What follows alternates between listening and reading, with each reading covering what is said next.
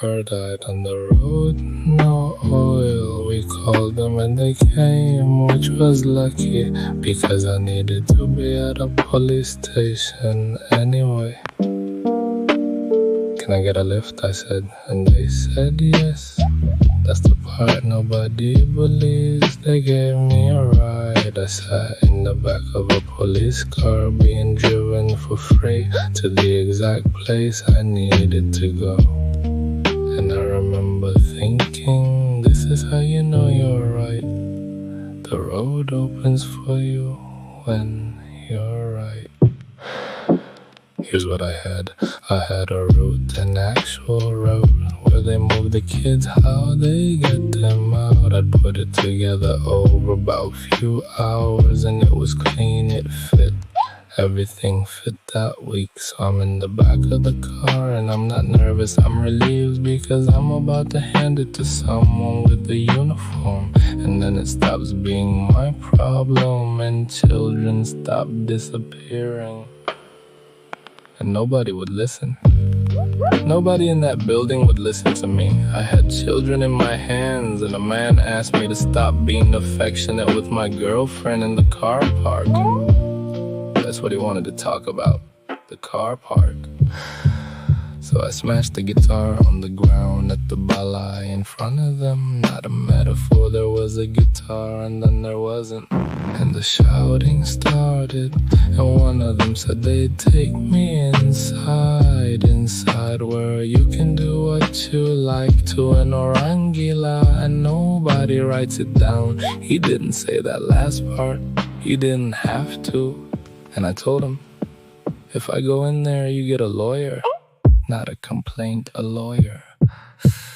Best line I ever said in my life, and I said it defending a man who had walked into a police station to report a crime that was not happening anywhere to anyone. There were no children. There was no route. There were few hours of my brain building something perfect out of nothing, and then sending me to the authorities about it. I've thought about those officers a lot. They were rude, they were lazy, one of them threatened me, and every one of them was right about me. In a way, I wasn't right about anything that year.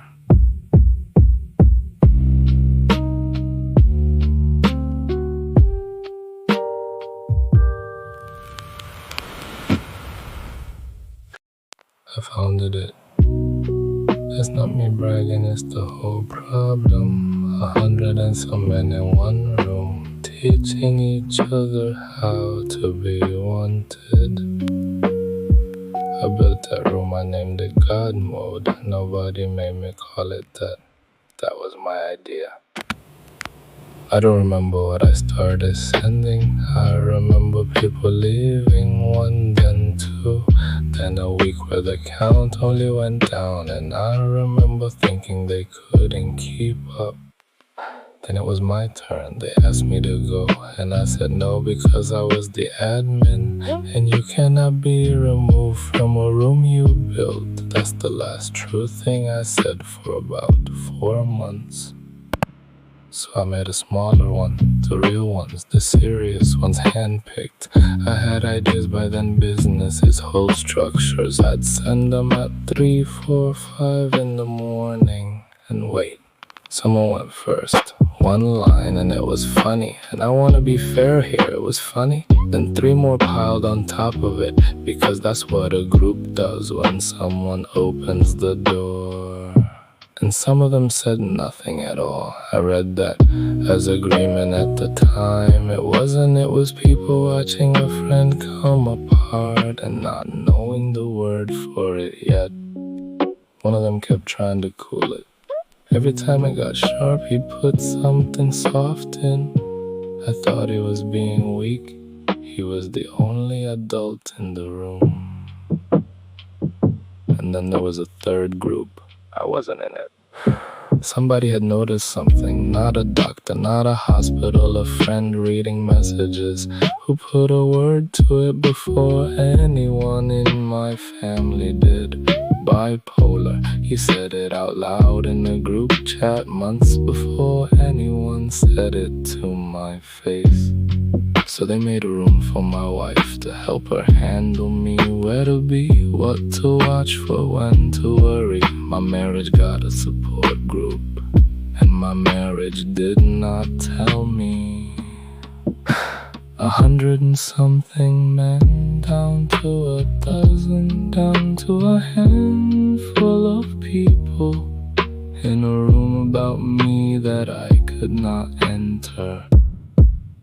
That's the whole arc of it.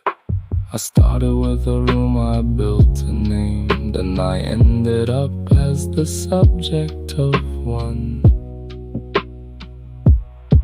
Every one of those messages still exists. Somebody's phone still has the night I think about most. I've never asked to read it. I'm not sure I'm allowed to.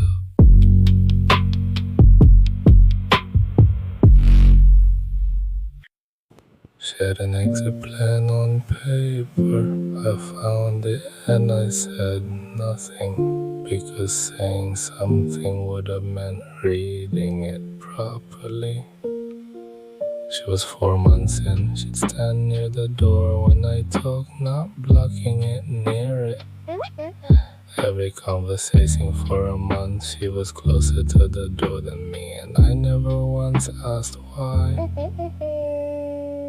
Then there was the other paper, the one they gave her at the counter. Blue pen, her name, that's all it needed.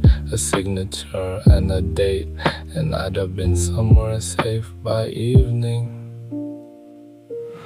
So I told her what signing it would cost. Sign that and I Talak you. Sign it and you're not my wife when I come out.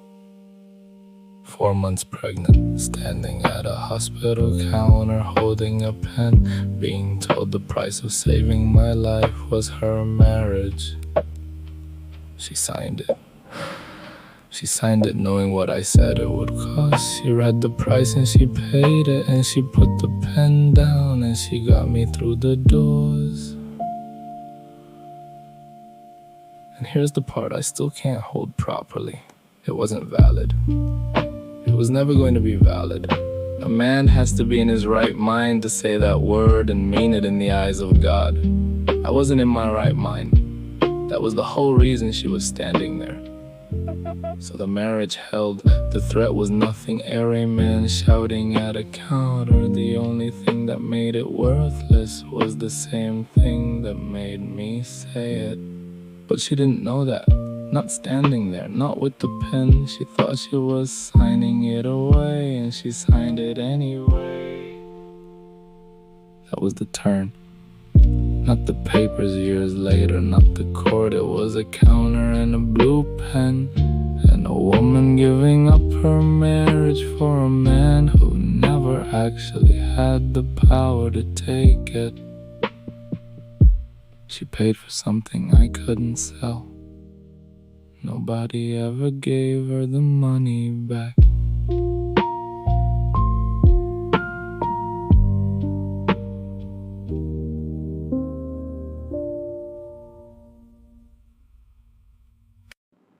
I don't know who's listening to this, but it's late where you are. It usually is.